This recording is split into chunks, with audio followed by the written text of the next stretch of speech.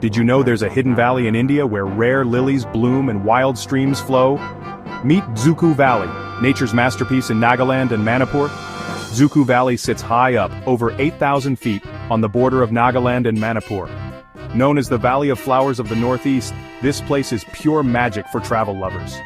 Picture rolling green hills, bamboo forests, and clear streams. In monsoon, the entire valley explodes with wildflowers, including the rare Dzukou lily. You won't find anywhere else.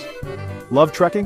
There are trails from Viswema and Zakama villages, challenging but worth every step. You'll spot wild boars, birds, and maybe even bears. Bring warm clothes, your sense of wonder, and leave no trace, though. Ready to explore a secret paradise? Dzukou Valley is calling. Will you answer?